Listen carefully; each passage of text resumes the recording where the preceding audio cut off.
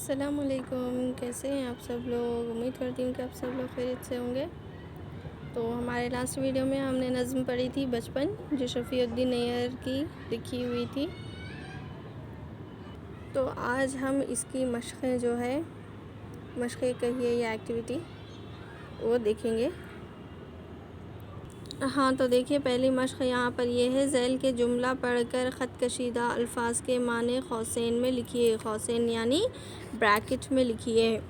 تو first one کیا ہے؟ پہلا ہمارا جو ہے، عام بچوں کا مرغوب پھل ہے۔ مرغوب یعنی مرغوب، جیسے کہ ہم نے نظم میں پڑھا تھا، مرغوب زمانہ ہے، محبوب زمانہ ہے، یعنی کہ مرغوب یعنی کہ پسندیدہ، جو پسندیدہ ہے اسے مرغوب یعنی کہ پسندیدہ۔ تو یہاں پر اس کے ہم معنی الفاظ دیے گئے ہیں، تو اس کے معنی دیے گئے ہیں یہاں پر۔ پہلا بٹ کیا ہے؟ اچھی، پسندیدہ، بری۔ تو ہم کیا لکھیں گے یہاں پر؟ پسندیدہ، مرغوب۔ مرغوب یہاں پر اس کے نیچے خط کشی کی گئی ہے، تو اس کا معنی کیا ہے؟ پسندیدہ۔ تو یہاں لکھیں گے پسندیدہ۔ تو دوسرا دیکھیے، سپاہی جنگ میں اپنی جان ملک پر فدا کرتے ہیں۔ فدا کرتے ہیں، تو خط کشیدہ الفاظ کیا ہے؟ لفظ کیا ہے یہاں پر؟ فدا۔ تو یہاں پر کیا کیا دیا گیا ہے یہاں پر؟ قربان کرنا، لڑنا، چوکنارہ رہنا۔ تو کیا ہے؟ قربان کرنا، فدا کرنا۔ تو اس کے ایک ہی معنی ہوتے ہیں، فدا کرنا یا فدا یعنی کہ قربان کرنا۔ تو یہاں پر ہم لکھیں گے قربان کرنا۔ تب تیسرا ہے ہمارا، عمدہ عمارتیں اور عمدہ کتابیں تہذیب کی نشانی ہیں۔ عمدہ یعنی کہ بہت اچھا، بہت اچھا۔ تو یہاں پر دیکھیے، عمدہ عمارتیں اور عمدہ کتابیں تہذیب کی نشانی ہیں۔ تو یہاں پر کیا کیا دیے گئے ہیں؟ ہمیں 3 آپشن دیے گئے ہیں، قدیم، بہت برا، بہت اچھا، خوبصورت۔ بہت اچھا، خوبصورت۔ تو عمدہ کے معنی کیا ہے؟ بہت اچھا، جیسے کہ میں نے پہلے کہا۔ تو ہم قوسین میں یعنی بریکٹ میں کیا لکھیں گے؟ بہت اچھا یا خوبصورت۔ تو اگلا ہے ہمارا، استاد اپنے بچوں سے شفقت سے پیش آتے ہیں۔ شفقت سے پیش آتے ہیں، جیسے یہ نظم میں ہم نے پڑھا، استاد اپنے ماں باپ کی شفقت اور استاد کی شفقت بچوں کے ساتھ ہوتی ہے۔ تو کیا نگرانی، شفقت کے معنی کیا ہے؟ نگرانی، محبت اور پیار یا پرواہی؟ کیا ہے؟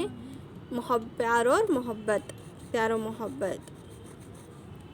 تو یہاں لکھیں گے ہم پیار و محبت۔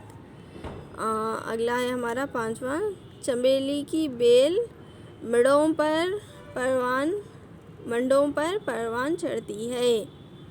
تو پروان چڑھنا معنی کہ پروان چڑھنا، چڑھنا، پھلنا پھولنا، پرانا ہونا، ادھورا رہنا۔ ادھورا رہنا تو نہیں ہو سکتا۔ پروان چڑھنے کا معنی کیا ہے؟ پھولنا، پھلنا، اوپر چڑھنا۔ بیل کیسے چلتی ہے؟ اوپر چلتی ہے، تو کیا ہوتی ہے؟ وہ پھیلتی ہے، پھولتی ہے، پتیاں نکلتے ہیں، اس طرح سے۔ پروان کے معنی کیا ہے؟ پھولنا، پھلنا۔ تو یہاں قوسین میں ہم لکھیں گے پھولنا، پھلنا۔ تو اگلا ہے ہمارا، مندرجہ الفاظ کو جملوں میں استعمال کیجیے۔ جملوں میں یعنی کہ یہ الفاظ، جیسے کہ یہاں پر اس لفظ کا جو خط کشیدہ لفظ ہے، اس کا جملہ یہاں پر بنایا گیا ہے، اسی طرح ان الفاظ کے جملے بنانا ہے۔ تو فکر، عمر، پالنا، جھٹ پٹ، انعام، سامان اور ارمان، اس کے جملے ہمیں نظم میں بھی مل جائیں گے یا پھر بنا لیں گے۔ یہ مسئلہ کچھ نہیں ہے، اس کا بنا لیں گے آسانی سے۔ ہاں تو اس کے بعد کا دیکھیے کیا ہے، ذیل کے جملوں میں سرخ رنگ والے الفاظ کی واحد جمع لکھیے۔ واحد جمع، جیسے قواعد میں پڑھے نا ہم، واحد جمع، واحد مانے کہ ایک، جمع مانے کہ کئی، ایک سے زائد ہو تو جمع کہتے ہیں، اور واحد مانے کہ ایک سے زائد ہو تو جمع۔ یہاں پر ہمیں مثال بھی دی گئی ہے۔ مثال کیا ہے؟ ایک بازار میں بہت سی چیزیں کھلی رکھی ہوئی ہے۔ بازار میں بہت سی چیزیں کھلی رکھی ہوئی ہے۔ تو بازاروں میں کھانا ہلکے پن کی نشانی ہے۔ تو یہاں پر بھی بازار ہے، یہاں پر بھی بازار ہے، لیکن اس میں فرق کیا ہے؟ یہ بازار ہے واحد، اور یہ بازاروں ہے واحد کی، اس کی جمع، بازار کی جمع بازاروں۔ تو ہم دیکھتے ہیں یہاں پر چند جملے یہاں پر دیے گئے ہیں. ہم روز مدرسہ جاتے ہیں. تو اس کی جمع میں کیا آئیں گے؟ مدرسہ کا جمع مدرسے. کیا آئیں گے؟ مدرسے.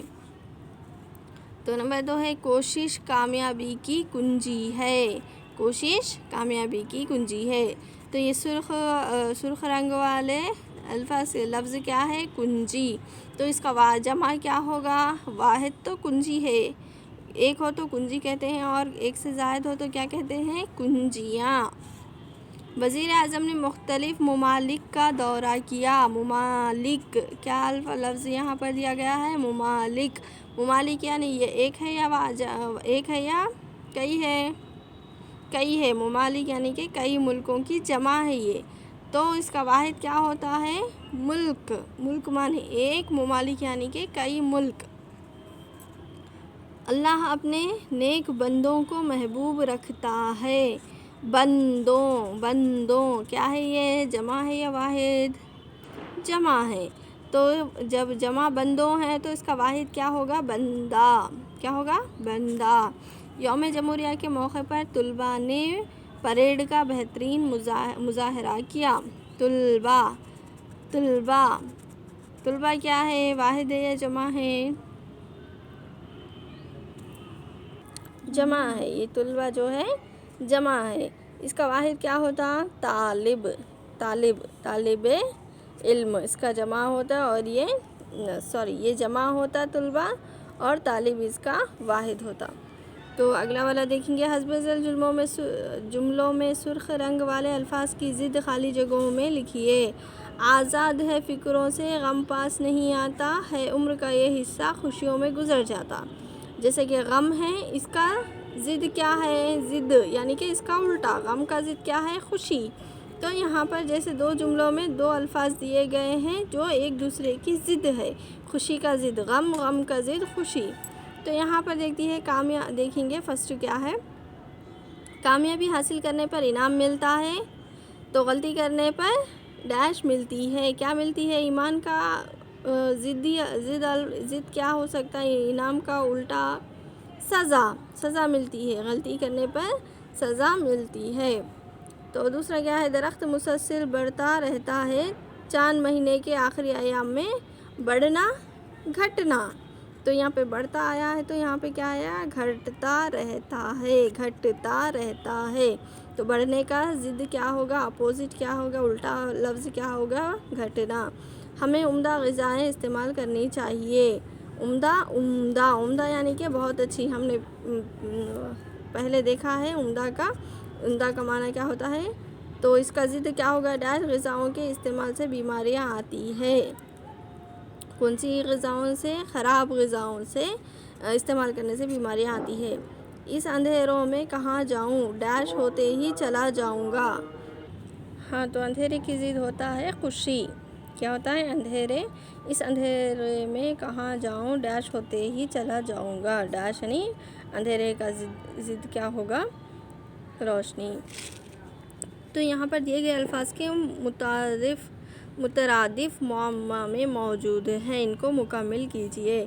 ان میں الفاظوں کو کھول کر لکھنا ہے، اور کون سے الفاظ جو اس کے مترادف ہیں، یعنی کہ اس کے ہم معنی الفاظ، جس کا معنی سیم ہو. بے خبر، پہلا ہمیں ایک مثال کے طور پر دیا گیا ہے. بے خبر.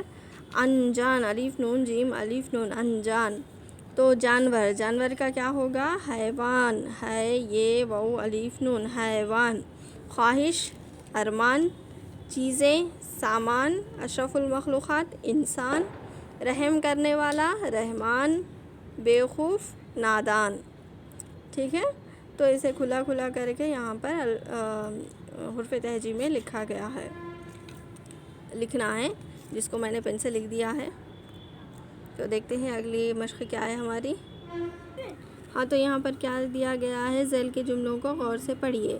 تو کیا ہے؟ موہن آیا تھا. دوسرا ہے ارشد پڑھ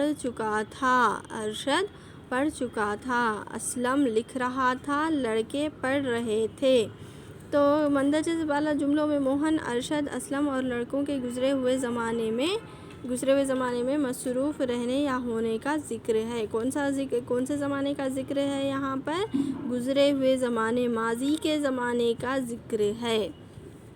تو یہاں پر دیکھیے کیا دیا گیا، ماضی کے زمانے کا ذکر کر رہا تھا. آیا تھا، گیا تھا، پڑھا تھا، لکھ رہا تھا، پڑھ رہا تھا جیسے الفاظ ماضی کے زمانے کو ظاہر کرتے ہیں. درج ذیل جملوں میں گزرے ہوئے زمانے کا اظہار کرنے والے الفاظ کو خط کشیدہ کیجیے. مثلاً میں گیا تھا، گیا تھا ماضی تھا، ماضی ہو گیا، وہ گیا تھا.